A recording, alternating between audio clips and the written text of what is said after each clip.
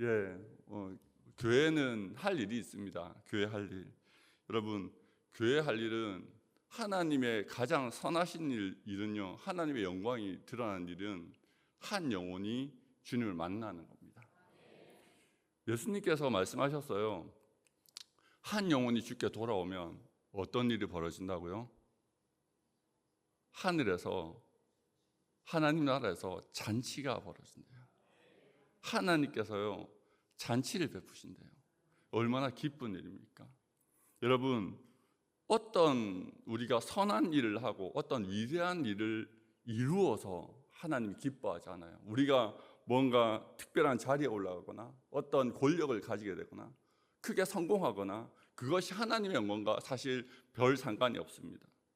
하나님 영광 받으실 때는요, 십자가의 능력이 나타날 때이고, 그 십자가의 능력을 우리 가운데 보여주신 그 이유는 한 영혼을 구원하시기 위함입니다. 우리는 이 새가족부 예배를 통해서 그것을 좀 가슴에 간직했으면 좋겠습니다. 우리가 얼마나 귀한 일을 하고 있구나. 하나님께서 우리 교회를 통해서 날마다 하늘에서 잔치를 베풀고 계시구나. 우리가 하나님을 정말로 기쁘게 해드리고 있구나. 그 자부심을 가지고 교회를 섬기고 교회에 와서 기도하고 나눌 수 있는 저와 여러분들 되었으면 좋겠습니다. 나사로의 부활을 이야기를 통해서 우리가 하나님 앞에서 순종해야 될 모습을 조금 살펴보았으면 좋겠습니다. 여러분, 예수님은요, 나사로의 죽음을 아셨습니다. 나사로가 죽을 줄 아셨어요. 나사로가 아프다는 소식을 듣고 나서 이틀 더 계신 곳에 유하시고 난 다음에 오셨습니다. 그런데 나사로가 죽은 지 이미 나흘이나 지났어요. 왜 그때 오셨습니까?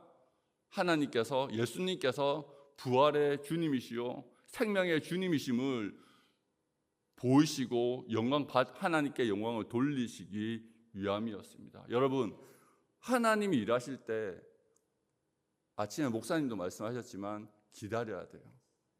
우리의 생각이 달라요. 내일 카드값의 날짜가 다가옵니다. 내 통장에는 그만큼 돈이 없어요. 얼마나 애달파요. 주여, 내일 카드값입니다. 내일 이자 내는 날입니다. 내일 월세 내는 날입니다. 다 이해하시죠? 그런데 하나님이 안 주시는 거예요. 주님, 언제까지 기다려야 되겠습니까? 주님이 내 때에 안 주시는 거예요. 그래서 사람들이 시험에 듭니다. 마르다와 마리아도 시험에 듭니다. 주께서 여기 계셨더라면, 예수님께서 이곳에 계셨더라면 내 오라비가 죽지 않았을 터인데 주님 왜 이렇게 늦게 오셨습니까? 왜 이렇게 지체하셨습니까? 바로 오시지. 그런데 주님은요, 말씀하십니다. 하나님의 영광을 위한 일이라고요. 여러분, 하나님의 시간표와 우리의 시간표가 다를 때가 있습니다. 그때 필요한 게 뭐라고요? 믿음이라고요. 믿음은요, 보이기 때문에 믿는 게 아니고 이미 결정났기 때문에 믿는 것이 아니고 하나님의 신실하심을 믿기 때문에 내가 내 눈에 보이지 않더라도 하나님의 시간을 기다리는 것이 믿음입니다. 그것을 믿을 때 우리는 하나님의 영광을 보게 됩니다. 여러분, 주님께서 오셨어요. 그리고 예수님께서 말씀하십니다. 그를 어디에 두었느냐? 여러분, 주님이 물으십니다. 그를 어디에 두었느냐? 죽어있는, 잠들어 있는 나사로가 어디에 있느냐 물으십니다. 여기서 첫 번째 우리의 역할에 대해서 우리가 살펴보고자 합니다. 우리를 통해서 생명을 살리시는 그리스도의 사역이 있습니다. 하나님은요, 예수님은 어디 계세요? 예수님 어디 계시죠? 지금 하나님 보좌 우편에 계시죠, 그죠? 우리가 이 땅에 있습니다. 무엇으로 이 땅에 존재합니까? 그리스도의 몸으로, 그리스도의 손과 발로서 이 땅에 존재합니다. 우리는 그분의 음성을 듣고 그분의 손과 발이 되어서 주님께서 우리 가운데 말씀하실 때 그가 어디에 있느냐 말씀하실 때 그곳으로 자리를 옮기고 주님을 안내해야 되는 역할을 우리가 가지고 있습니다. 사도행전 8장에 보면은 빌립 집사님이 나와요. 핍박을 통해서 흩어진 빌립 집사님이 사마리아에서 목회를 하고 있었어요. 목회를 아주 잘하고 있었습니다. 그곳에 빌립을 통해서 큰 부흥이 있었다라고 그래요. 그런데 주님 갑자기 부르시죠. 야, 광야로 가라. 빌립이 들었습니다. 여러분, 큰 교회 담임 목사님이었어요.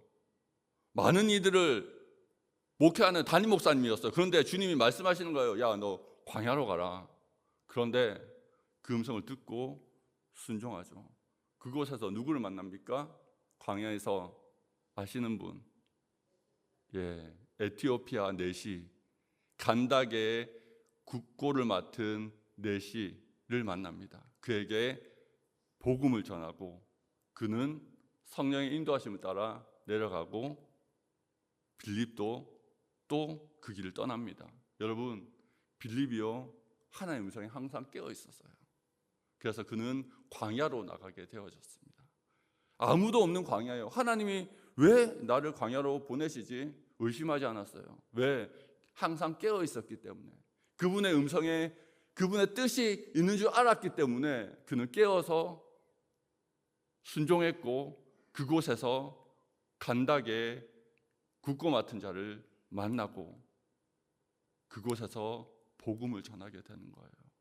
여러분, 우리는 그분의 음성에 깨어 있어야 됩니다. 기도함으로 깨어 있어야 됩니다.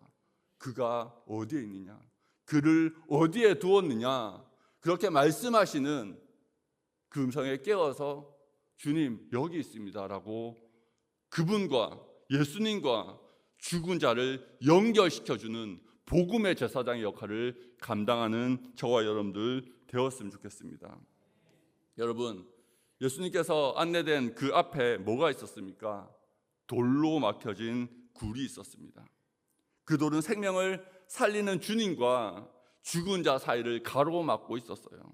여러분, 분명히 예수님께서 요한복음 5장에 그렇게 말씀하십니다. 하나님의 아들의 음성을 들을 때가 오나니 그 음성을 듣는 자는 어떻게 된다고요? 살아나리라. 그 음성을 들으면 살아나는데요, 돌이 막고 있는 거예요. 말씀해 보니까 그렇게 나와 있습니다. 이 돌을 치우라고 그러니까 옆에 있는 사람들이 이걸 치우면 뭐가 난다고요? 냄새가 난다고요. 여러분, 냄새는요 웬만하면 삐져나와요. 근데 이 냄새가 안 나온다는 말은요, 그만큼 돌이 완전히 밀봉되어져 있다는 거예요. 하나님의 음성이 죽은 자에게 닿지 못하도록 막아놓은 거예요. 그런데 사람들이 생각하기에는 이 죽음의 냄새가 우리를 덮치지 못하도록 나를 위해서, 내 안위를 위해서 장벽을 세워놓은 거예요. 하나님이 보시기에 이 장벽은 사람을 살리지 못하도록 막는 장벽이었는데요, 사람들 눈에 보기에는 이거는 우리를 지키기 위한 장벽으로 생각이, 하나님의 뜻과 사람의 뜻이 너무 다른 거예요. 여러분, 우리에게 그런 것들이 있을 수 있습니다.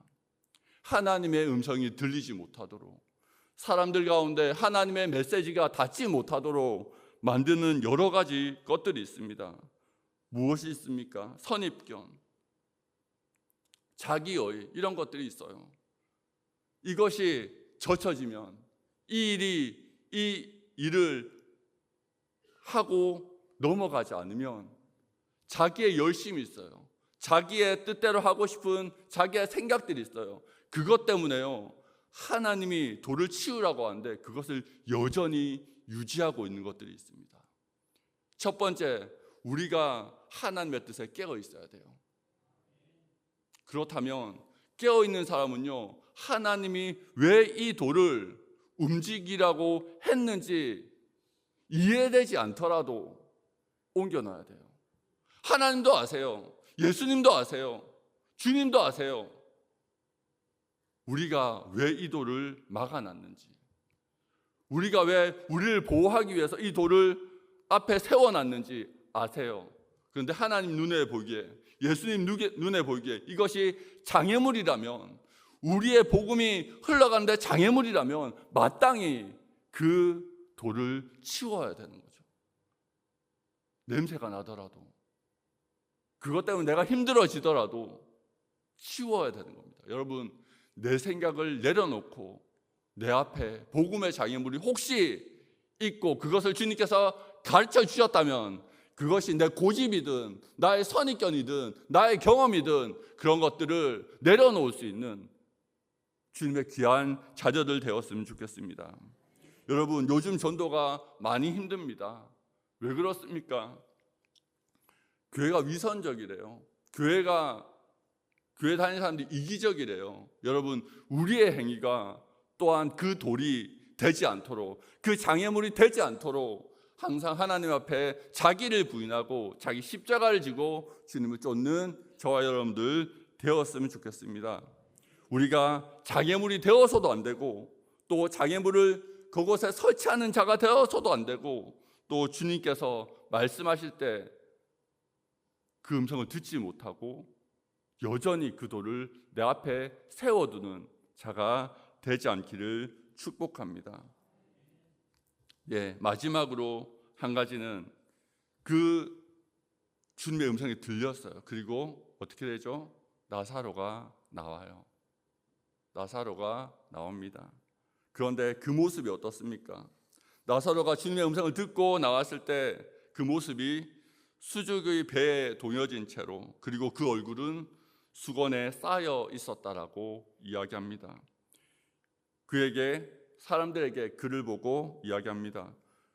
사람들에게 풀어놓아 다니게 하라. 여러분, 오랜 시간 죄와 사망의 권세에 묶여 있었던 사람들은요, 왔을 때 주님 안에서 온전한 자유를 누리지 못합니다.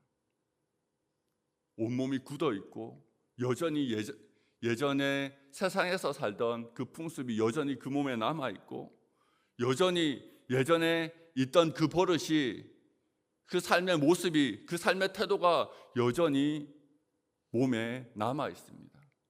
그것들을 우리가 어떻게 해야 된다고요? 그리스도의 이름으로 풀어줘야 된다. 오랜 시간 죽음 속에 있던 자들은 그리스도 안에서 온전한 자유를 누리지 못해요. 교회 역할, 먼저 된 자의 역할은요, 그동안 그를 얽매이고 있고 그리고 그를 붙잡고 있던 그 권세에서 풀어주고, 그리고 예수 그리스도의 이름으로 그를 위해서 기도하며 그를 양육해야 됩니다. 굳어진 영적인 몸을 풀어주고 굳어진 영적인 그 양식을 섭취해야 되잖아요. 나흘을 굶었어요. 바로 밥이 넘어가겠습니까? 그렇죠. 처음에는 죽을 주고 이유식을 주고 그렇게 그가 다시 영적인 음식을 섭취할 수 있도록 보듬어주고 그리고 관리해주고 주물러주고, 그것처럼 우리도 새로운 성도들에게, 새 가족들에게 그렇게 다시 그리스도 안에서 그 따스한 온기를 누릴 수 있도록 품어주고 주물러주고 마사지해주고 돌봐줘야 되는 거죠. 영적인 호흡을 다시 할 수 있도록 기도에 대해서 가르쳐주고, 영적인 호흡을 다시 할 수 있도록 말씀 묵상에 대해서 다시 가르쳐주고, 그렇게 새로운 가족들을 받아들여서 우리가 새롭게 양육해야 되는 겁니다. 여러분, 오늘 제가 3가지를 여러분들한테 말씀드렸습니다. 주님은요, 우리를 통해서 만나시기를 원하십니다. 여러분들이 그리스도의 손과 발이 되어서 그분의 음성을 듣고 그분을 안내해서 그분이 살릴 자에게 나아가야 됩니다. 무엇을 품고? 여러분들 마음 가운데 복음을 품고 주님의 모습으로, 또 하나는 우리가 간 곳에 혹시 주님이 도착한 그곳에 장애물이 있다면 복음이 들려지지 못하게 만들고, 또 주님의 음성이 들렸는데 나오지 못하게 만드는 그 장애물이 있다면 우리가 그것을 고민하고 생각하고 하면서 최대한 빨리 그것을 어떻게 해요? 치워 드려야 되는 겁니다. 그리고 그가 꽁꽁 동여진 모습으로, 위축된 모습으로, 어색한 모습으로 교회에 나와서 주님 앞에 나올 때, 예배 드릴 때, 기도할 때 우리는 그 모습을 보고 판단하는 것이 아니라, 저 사람 좀 이상한데 판단하는 것이 아니라, 저 사람 이제 주님을 만나서 모든 것이 어색하구나. 먹는 것도 어색하고 다니는 것도 어색하고 신앙생활 모든 것이 어색하구나. 우리가 품어서 주님의 마음으로 자유롭게 하기 위해서 그렇게 보듬고 보살펴야 되겠다. 그렇게 풀어놓아 다니게 해야 되겠다. 그런 마음으로 성령에 깨어서 그렇게 새 가족들을 품고 섬기는 저와 여러분들 되었으면 좋겠습니다.